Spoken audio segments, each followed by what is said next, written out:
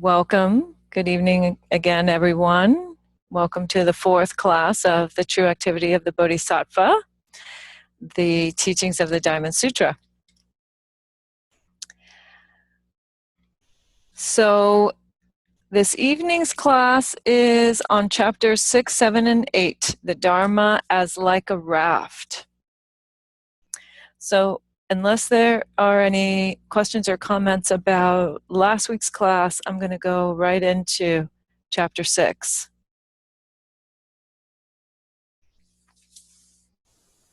Okay. All right, so I'll go ahead with that. So chapter 6 is entitled Rarity of True Belief. The Rarity of True Belief. And it begins with Subhuti asking a question about whether there will be beings in the future who will be able to perceive the truth of this sutra. This is Subhuti's question.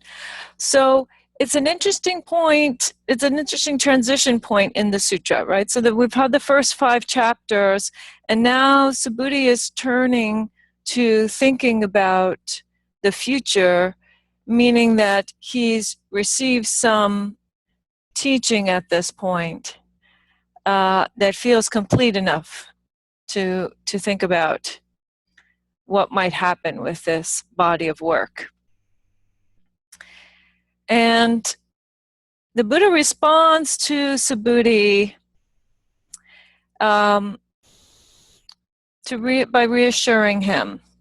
But before we go on to that, I just want to mention that, so Subhuti refers specifically to what Kanze refers to as the time of the collapse of the good doctrine, or Red Pine calls it the Dharma ending age. And so there are various sutras in which there were these ideas, this idea of various ages, various eras of the Dharma. So there's the one that I'm most familiar with and is thought to be a Chinese origination, a version of Chinese origination, is the one of 3 stages, and that's the first stage is the stage of the true Dharma, the second stage is the stage of the resemblance Dharma, and the third stage is the stage of the decline of the Dharma. So, wow, we have Tom and Dana in an automobile on their iPad. Wow, now that is really making the most of an online class technology. Alrighty, so as I was saying, true Dharma, resemblance Dharma, and Dharma of decline. So the true Dharma is a period in which there are 3 things: the practice, the teaching, and realization or enlightenment. In the resemblance Dharma, it's said that there's no more enlightenment, there's just practice and teaching. And in the decline, the age of decline of the Dharma, there's only the practice and no true teaching, and therefore no enlightenment. This is one way that folks thought about the Dharma. And frankly, that's a very human experience, right? Oh, the good old days. The good old days were a really long time ago, and these days today are not so great, but we kind of make the best of it. So that's my interpretation of the age of the decline of the Dharma. There are various schemata of 500 years or 1,000 years for this one or for the other one. I would encourage you to pretty much ignore all of that. That said, there is this question of whether any teaching can be true, right? So Subhuti specifically asks whether there will be beings who can perceive the truth of the words of a sutra, such as that spoken here. I'm reading from the Red Pine version. And that's another question for us, whether any teaching can be true. So technically, anything that we say, any concept that we might have, cannot possibly capture the inconceivable. That's why it's inconceivable, right? Our concepts, our intellect, our words are somewhat limited. And so, in that sense, from the standpoint of the absolute, there's no such thing as a true teaching or a false teaching, right? There are no such dualities in the realm of the absolute when we perceive the world that way. However, I would add that there are teachings, there are words, there are concepts which are true to our understanding of the way things actually are. So the Diamond Sutra would be an example of that. The Heart Sutra might be an example of that, right? Teachings which attempt to point at the true nature of things. So that, in that sense, we would say, yes, a teaching could be true or a teaching could be not true, depending on whether it was in accord with wisdom.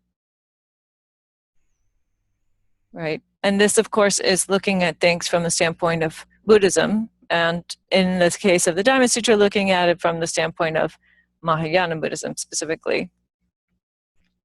So in any event, so the Buddha goes on to reassure Subhuti. And he says a couple of things. First of all, he says, in the future, there will be fearless bodhisattvas who are capable, virtuous, and wise, and who perceive the truth of the words of a sutra such as this. So keep in mind the distinction there, right? Subhuti asked about beings. The Buddha responds about bodhisattvas, right? So that's one distinction to be made there. And he also says something about those bodhisattvas, or these bodhisattvas, reading from the Kanzi version, will not be such as have honored only one single Buddha, nor such as have planted their roots of merit under a single Buddha only. On the contrary, those bodhisattvas who, when these words are taught, will find even one single thought of serene faith or belief or understanding, will be such as have honored many hundreds of thousands of Buddhas. So the Buddha is basically, Shakyamuni Buddha we're talking about, is basically responding to Subhuti by reminding him about the function of karma. And so the Buddha is reminding Subhuti essentially what you see before you, the fact that you are receiving and hearing these teachings, you, Subhuti, and you, all of you who are in this class, and anyone else who happens to experience the Diamond Sutra, are experiencing that as a result of your karma. And so, if you understand the teaching of karma in that way, then you understand that there will continue to be bodhisattvas. That is, the teaching of karma basically says there is a beginningless and an endless field of practice, right? Even before the concept of Buddhism, even before that word arose, even before Gautama became Shakyamuni Buddha, there were beings who were experiencing the suchness of all things, right?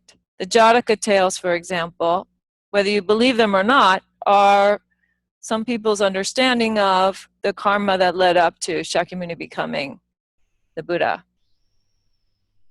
And we also have the story of Dipankara Buddha making the prediction that Gautama would be born and in this lifetime become Shakyamuni Buddha.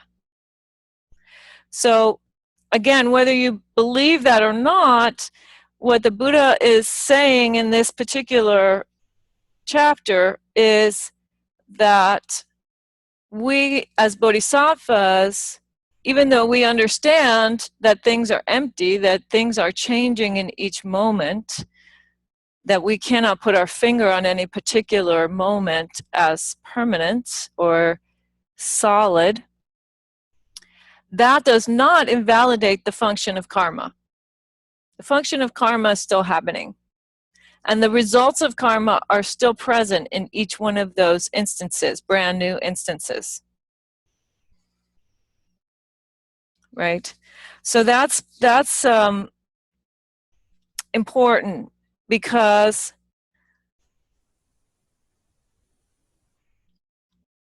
the next part is the Tathagata knows, so they are sure to gain perfect clarity of mind, and I'm going to talk about that a little bit more in chapter 7, actually.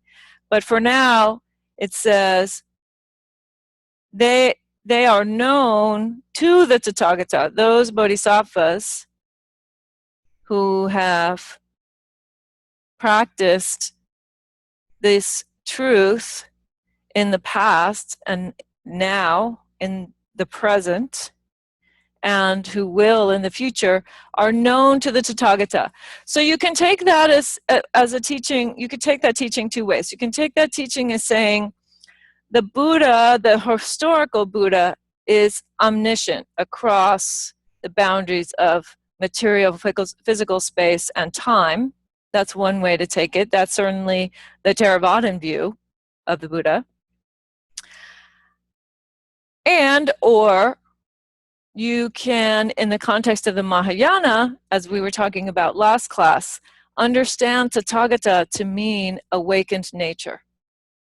And if we understand Tathagata to mean awakened nature and not just a historical being 2,550 years ago, then what it's saying here is awakened nature sees a practitioner. Awakened nature responds to itself, responds to wisdom. So you could say wisdom resonates with wisdom. That's what's happening when we are practicing.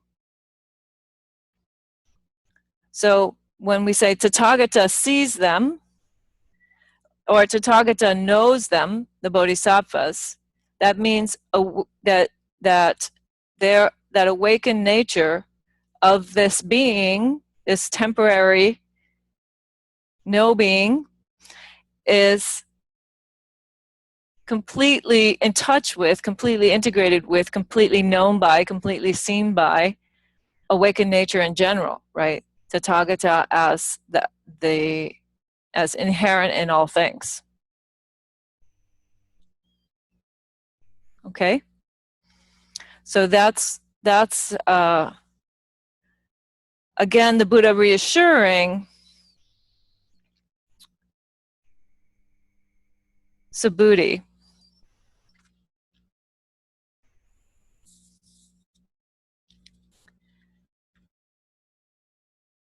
So I want to read you a little comment from Wang Po, which is in the Pine version, related to this. Wang Po says, Buddhas and beings share one and the same mind. This mind has never had any forms or characteristics. It has never been created, it has never been destroyed, thus it is right here. Okay.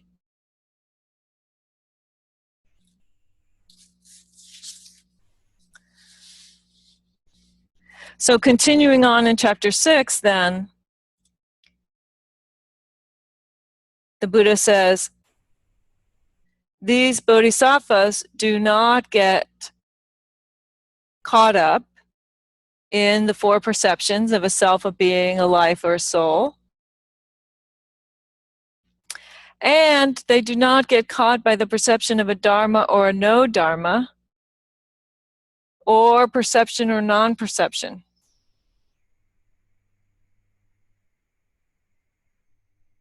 And then it ends with this, why not? Why is it that fearless bodhisattvas don't get caught by these things? using the Pine translation, fearless bodhisattvas do not cling to a dharma, much less a no dharma. This is the meaning behind the Tathagata saying a dharma teaching is like a raft. You should let go of, if you should let go of dharmas, how much more so non-dharmas, no dharmas. So again, I want to remind you that when we see this noun together, a no dharma means an empty dharma.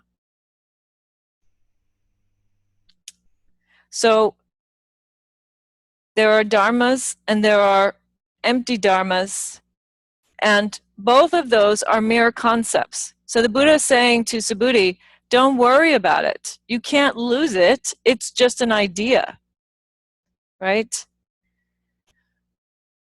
You can't own it. You can't give it away.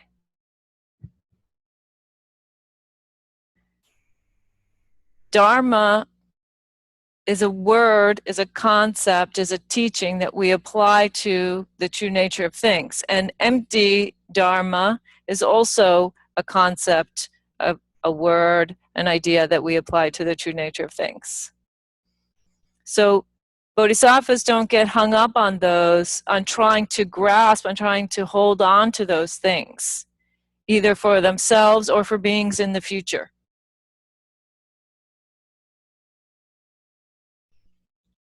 Can I ask a question? Sure, Mark. The idea of studying no dharma is new to me. Is there a historical context where there was a group of people who practiced no dharma, or is dharma just a big concept that he negated it and made it no dharma? Or right, so the Prajnaparamita teachings in general was the generation of the idea, actually, of no dharma, of empty dharmas, dharmas as empty, dharmas as, and in fact, in part it was a response to various Abhidharma teachings that began to sound like a permanent thing, like nirvana, for example, as a permanent place or a permanent thing. And so the Mahayana came with this response of, well, there are, all things are empty, meaning changing, impermanent, and even things, there's no way to kind of pin down even nirvana as a place or a permanent thing. And so, but then if you do that, if you really take that teaching to the nth degree, then you have to go to the emptiness of emptiness as well, right? You have to also say, okay, and emptiness is also a concept, and therefore no dharmas is also a concept that's empty. It's just a box that we use to relate to the way things really are, which is shifting so much that we can never pin them down. But it was actually the Prajnaparamita teachings where this first became, and there were practitioners. This is, in the early years of the Mahayana, meaning that most, the way that Mahayana practitioners would have distinguished themselves from other monks was this path of practice, or these teachings, the development of these teachings and practicing these teachings. As distinct from a lineage. Over time, then eventually there came to be lineages. But at the time when these teachings were arising, it was more like, oh, this is a path of practice. This is a way of understanding the Buddhahood as benefiting all beings, and therefore a path of practice that sees that as the ideal, as distinct from the Arhat, who can never be as clear about the teaching, if you will, as a Buddha, which is the Theravadan ideal. Interesting. Mm-hmm. Thank you. Yes, you're welcome. Okay, so that, I think, wraps up the chapter 6 part, right? So again, a Dharma teaching is like a raft. So whether you call it a Dharma or you call it an empty Dharma, which is what we mean by a no Dharma, either way, both of those things are also empty, and therefore it's like a raft. You have to give it over. Once you get it, right, once you've quote unquote crossed the stream, which means to understand it or to have received it, have experienced it in some way, then you have to let it go. You have to be willing to let it be what it is, which is a way of relating to reality and not the reality itself, right? The difference between the moon and the finger pointing at the moon. Yeah?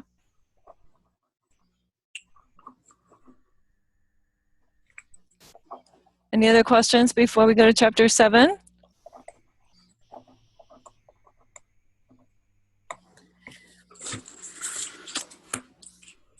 Okay, so chapter 7 is entitled No Realization and No Teaching. Okay? So,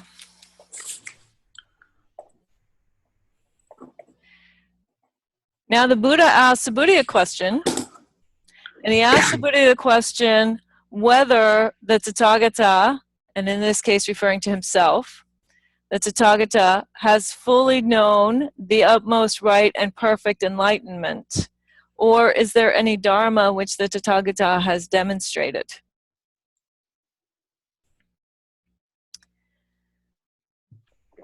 And Subhuti replies, no, as I understand your teaching, the dharma which the Tathagata has fully known or demonstrated cannot be grasped, cannot be talked about, is neither a dharma nor a no dharma. And then we have this third line, this last line on the bottom of page 5 of the 3-part translation. So I'm going to put that up on the screen because I want to talk about that.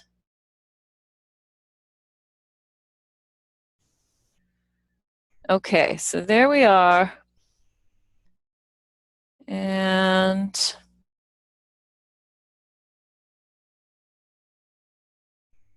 oh, yeah, that's where we are. Bottom of page 5. Okay, so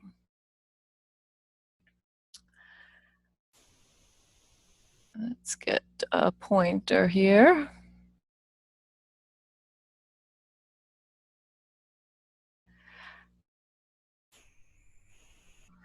All right.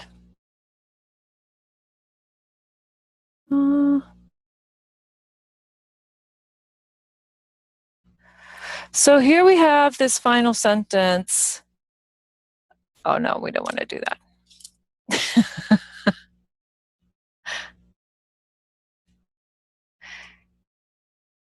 Here we go. Oh. Anyway, we have, sorry about that, folks. We have this final sentence at the bottom of page 5. So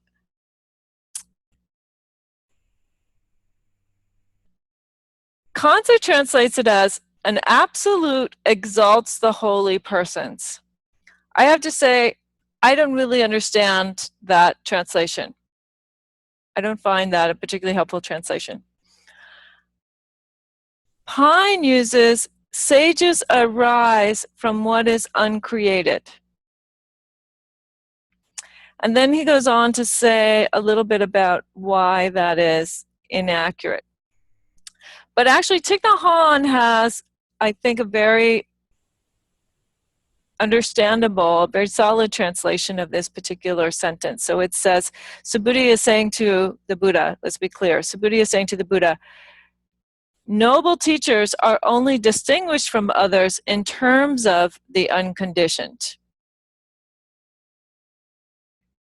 So that is actually more to the point. So if we think about what we mean by an attainment which is no attainment, right? This is the kind of phraseology that we saw in the earlier chapters of the sutra. It means that one realizes the reality of which you have always been a part, right? You realize the way things are and always have and have been. Your integration, your full integration into the impermanence and the interconnectedness of all things. So there's nothing added and there's nothing subtracted except perhaps some confusion about it. Right? So the metaphor that I like to use for this when we speak about what we mean by a sage, what we mean by awakened, it's like when I like to do the Scrabble puzzle, the jumble puzzles. Okay, so you look at a set of letters, and the letters are all scrambled, and it doesn't really the word, it doesn't really mean anything when you first look at it. But then if you have a look at it for a while, you can see the word. At some point, it just clicks, right? And you can see the word that is implied by this little group of scrambled letters. So at that point, then it becomes clear. Even though the letters are not unscrambled, the letters haven't changed. There are not more of them. There aren't fewer of them. You don't even have to move them around necessarily. You can sometimes just look at it and see what the word is. So it's like that. That's the realization. So you look at the world, which is equally full of delusion and confusion and things that look permanent and things that we don't understand, and a body that's falling apart and all of these things. And yet you're not fooled by that. You understand their true nature. You see their true nature. Just as you see what the word is, even though the letters are still scrambled. Okay, so this is what we mean by an attainment that is no attainment. You didn't add any letters, you didn't take any letters away. You simply have an insight about the meaning of it. Okay? So that attainment, which is no attainment, has its effect, right? When you have that insight, then you aren't fooled anymore. Then you are not pushed and pulled by this. So therefore, the noble teachers are distinguished from others in terms of the unconditioned. In other words, they are not fooled by the conditioned world. That's the only difference between the sages and those that are confused.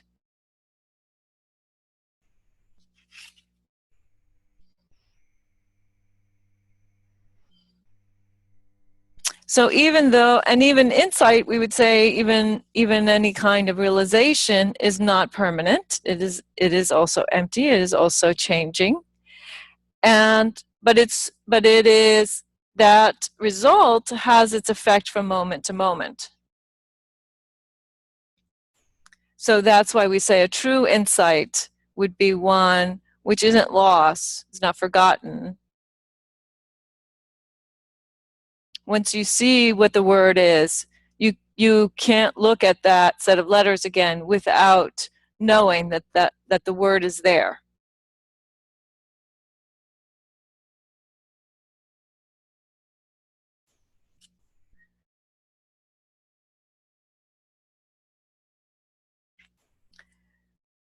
So this is why it's referred to in Mahayana Buddhism, enlightenment is usually referred to as Anuttara Samyak Sambodhi. So that's the Sanskrit term, which means unexcelled, perfect enlightenment. Anuttara Samyak Sambodhi, unexcelled, perfect enlightenment. It's unexcelled because it is the Buddha's form, not just the Arhat's form of insight. It's perfect because it's not subject to conditions, right? It sees through into the true nature of conditions. And it's enlightenment. It eliminates the darkness of ignorance or of confusion or of delusion.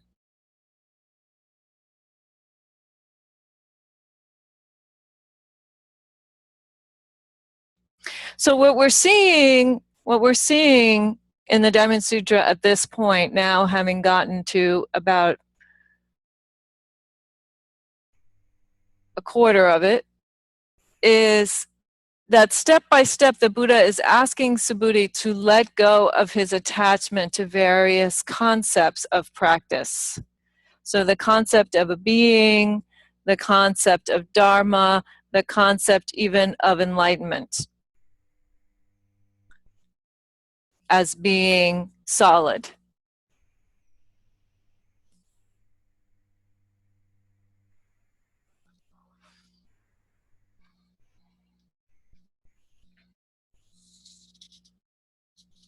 So for that reason, when Pine translates the sentence, sages arise from what is uncreated, and then he goes on to say that that is a mistaken statement by Subhuti.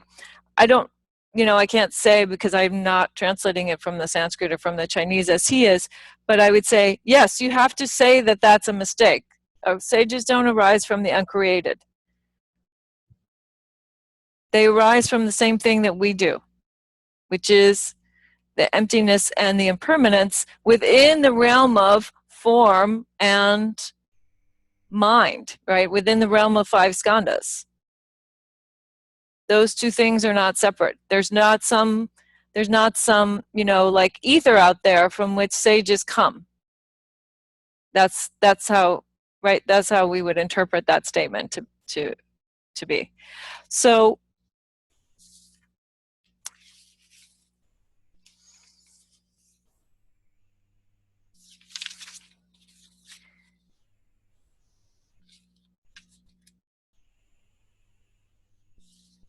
perhaps more clearly said would be sages, the wise, people who have a realization, have a non-conceptual experience of the unconditioned. They see how the true nature of things is not subject to conditions, but actually expressing itself through conditions.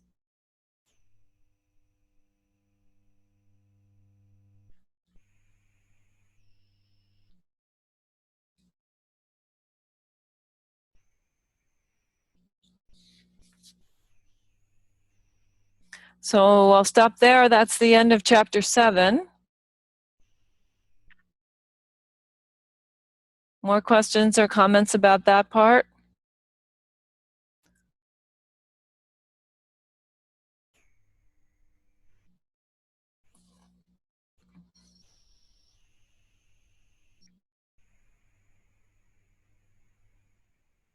No? Okay, so we'll go on to chapter 8 then. The last of the chapters for today. So chapter 8 is arising from the Dharma. So we're back to a discussion about merit. Subhuti returns to some discussion about merit.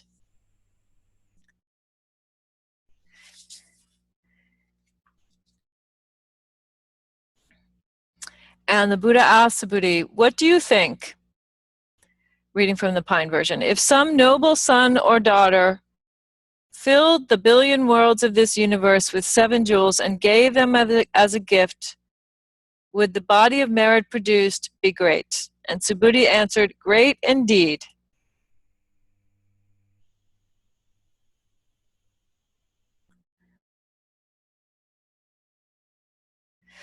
And then he goes on to give this statement, which it sort of reflects the language of the earlier part of the sutra. He says, whatever is said by the Tathagata to be a body of merit is said by the Tathagata to be no body, right? So back to, again, no means empty.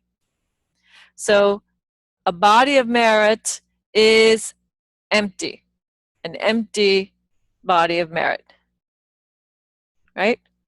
Thus does the Tathagata speak of a body of merit as, quote, a body of merit. In other words, we call it this thing, we have this concept about it, and that tries to, and we distinguish between the thing itself and the words or the concept that we use for it. That's why at the end of that second paragraph on page 6, body of merit is in quotations.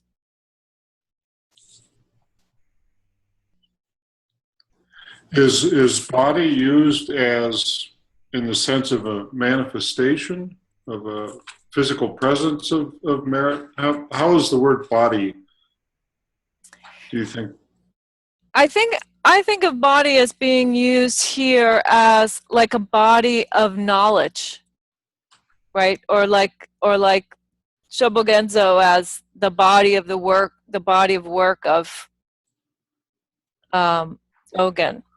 So body of merit in the sense of, you know, a collection, if you will, rather than a physical thing.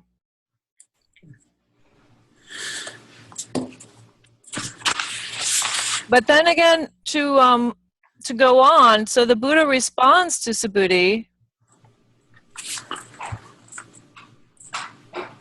and says, if instead of giving these gifts, a noble son or daughter, which by implication means a lay person, I should probably remind you all of that. A noble son or daughter by implication means a lay person and not a monk or a nun. A monk or a nun would be referred to as a monk or a nun. Grasp but one line, 1 4-line gata set of verses of this teaching, the body of merit produced as a result would be infinitely, immeasurably greater. So this statement by the Buddha is basically saying that when we understand the Buddha Dharma as empty, when we understand the Buddha Dharma as even empty of emptiness, then the teaching is that then we're basically how could you say this? Then the Dharma that we are understanding is so vast that it's limitless. So it produces this quote-unquote body of merit that is infinitely greater than anything you could do with material things. So I'll give you an example of that. So there's the story of how Bodhidharma became Prajnatara's teacher. So Bodhidharma was one of, I believe it's 3 brothers. And the king was a Raja in a part of India. And the king invited Prajnatara to come to the palace because Prajnatara was known as a great sage. She was a woman, although later on various people started calling her a man, but now current scholarship has affirmed again that Prajnatara was a woman teacher. In any event, she was invited by the Raja, and she asked, the Raja wanted to give her this jewel as a gift for having come and having taught him and his sons. And so the Raja gives Prajnatara this jewel, and she asks the 3 sons whether this is a great thing, this jewel that he gives her. And the first son says, yes, this is an incredibly precious object that only a sage as great as you could possibly deserve. It is, the most precious thing. And the second son says something similar. It is the most precious thing in our kingdom, and you have been such a great teacher and are such a great teacher that you deserve this jewel. And then it comes to Bodhidharma, who didn't have that name just yet. And Bodhidharma says, it's just a rock. He says, It's just a jewel. It's not the most precious thing. The most precious thing is the teaching, the true teaching about about the true nature of things. Of course, I'm paraphrasing a little bit from the story, but this is what he said. He said essentially, this jewel is just a material thing. And we shouldn't be fooled into thinking that that's the most precious thing. That actually, the truth is the most precious thing. So that's how he came to be Prajnatara's student, right? So this is exactly what the Buddha is teaching here in this part of the Diamond Sutra. He's saying you can give an infinite number of jewels. You can give some mind-boggling amount of jewels, and ultimately that is not as precious as actually giving the teaching that will give people freedom, that will give people peace of mind by knowing the true nature of things, by experiencing the true Dharma. So this is important because as bodhisattvas, sometimes we do give material things, and sometimes we do give our presence, our comfort, and yet ultimately, all of our practice as bodhisattvas is about helping people to see the true nature of things, the impermanence, the emptiness, the interconnectedness of things. Otherwise, it's not Dharma. Otherwise, it's charity, or it's psychology, or it's whatever number of other different disciplines. But the Bodhisattva path is about that, is about helping people be free by seeing the true nature of things. That's the most precious gift.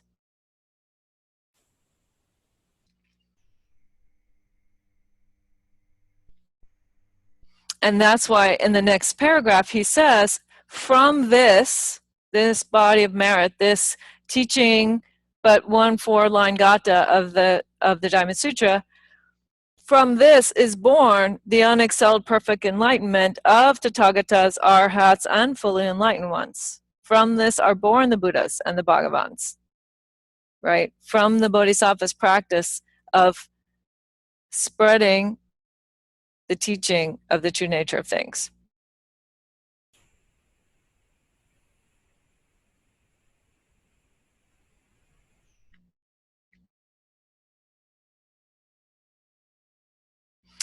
And then we have this last line of chapter 8. So again, we have 3 very different perspectives on a similar, on a one line of the sutra. So starting with the Thich Nhat Hanh says, and I'm talking from page 6.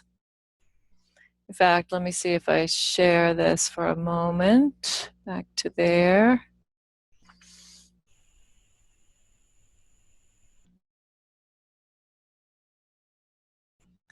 Okay.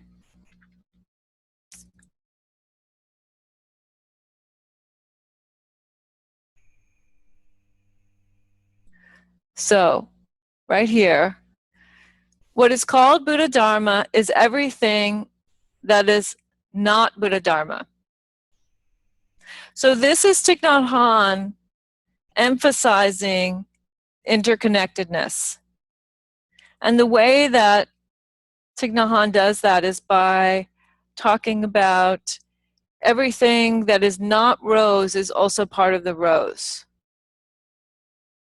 And you see this in his commentary. So he says, for example, that the sun and the water and the dirt, the earth, all of these things are also rose. So in the same way, he's saying here, each thing contains everything. Each thing that is Buddha Dharma is everything that is not Buddha Dharma, right? So it's a statement about the complete interconnectedness, and interconnectedness not in the sense of one thing connected to another, but in the sense of oneness of all things, the indivisibility of all things. Okay.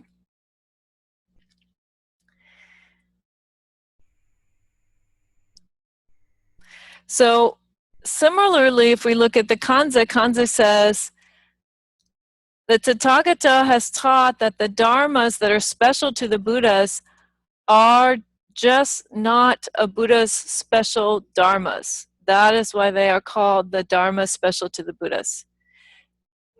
Okay, so back to where we were before, right? Buddhas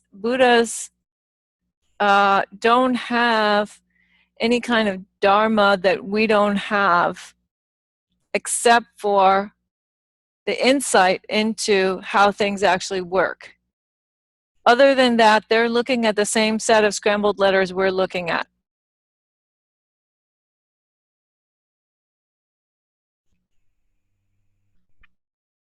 Yeah. So, which again, fundamentally is a teaching of inseparability. The reason why we can all be Buddhas is because we are all inseparable from everything else. Each one of us as beings. And then over here we have Pine's version. Buddha Dharmas are spoken of by the Tathagata as no Buddha Dharmas, right? So Dharmas are empty of Dharma, and therefore they are interconnected. They can only arise as inseparable from everything else, and thus are they called Buddha Dharmas.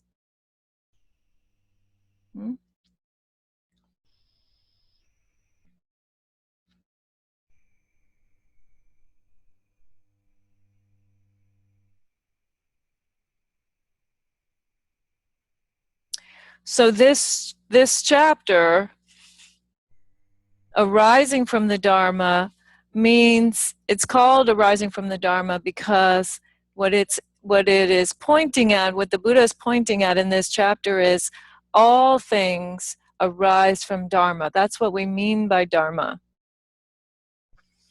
Dharma means the continuous activity of all things arising and disappearing instantaneously in each moment.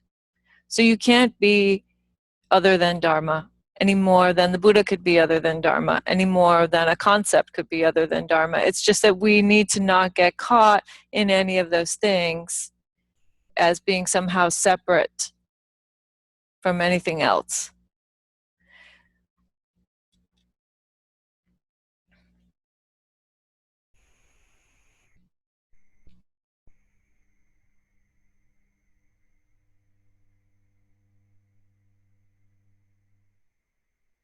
So now it's very quiet, and I'm going to take you all off of mute, and we can respond to any kind of comments or questions at this point. Now Dana and Tom have stopped driving. They're actually, hello.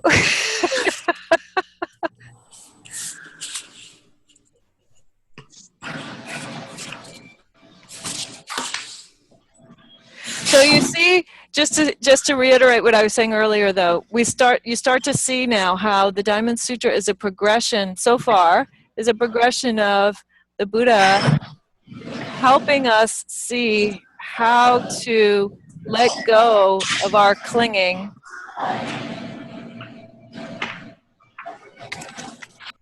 Let go of our clinging to any particular aspect of practice, whether that be the sense of a practitioner, the sense of the Dharma as a solid thing, the sense of enlightenment as some special place, or the uncreated, right? Something out there arising outside of conditions. So the Buddha is systematically showing Subhuti, and through Subhuti, all of us, right, that we need to be able to distinguish as bodhisattvas. The only way to be bodhisattvas, to have the courage and the generosity needed to be a bodhisattva, is to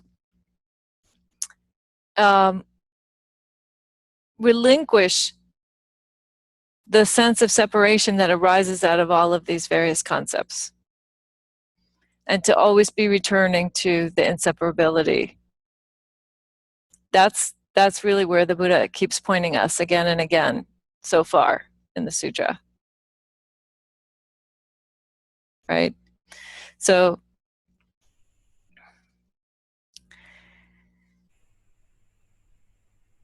your homework for this week is to write about the Dharma as your raft. How has the Dharma been your raft, and where has the raft taken you? Which rivers have you crossed, or are you in the white water somewhere?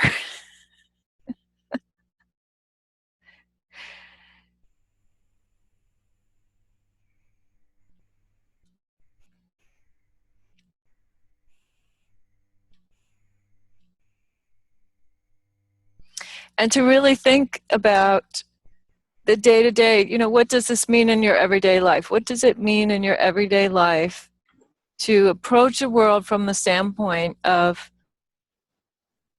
inseparability? To approach the world with some amount of skepticism about your own concepts, even your dearly held Dharma concepts. Mm-hmm.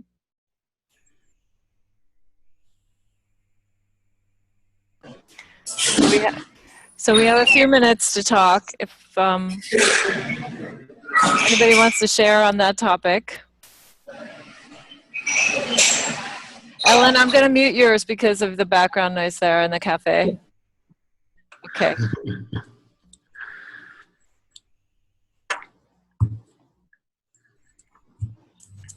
Any comments, any thoughts on this? Hard, easy, impossible?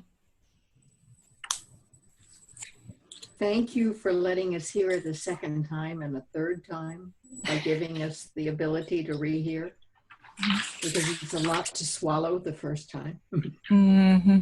Mm-hmm. I'd just like to say I thought the jumble puzzle analogy was most excellent. That really hit home, because I know what you're saying, that once you've looked at it and you realized it, you can go away from it and then come back and see it again, and you know it's there. It's just latent in it. Mm-hmm. So thank you for that. Great. You're welcome. Glad that's helpful.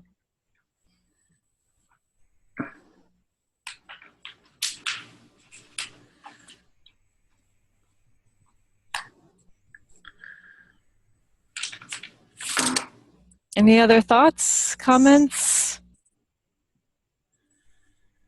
No? All right. Well, so we'll wrap up a couple of minutes early this week. I just want to mention that, so next week we're on at the usual time, Thursday, the 28th, and then the following week, which is August 4th, we will skip a week. So just as a reminder, and I'll remind you again next week. For next class, for the 5th class, we're going to go through chapters 9 through 13. And as you might imagine, with that many chapters, we will not go in quite as much detail as we have. But we're going to talk about Bodhisattva as agent of change. This is one of the most important parts of this sutra, is talking about the how to have an intention to be a positive in the world without having that be an ego-driven activity.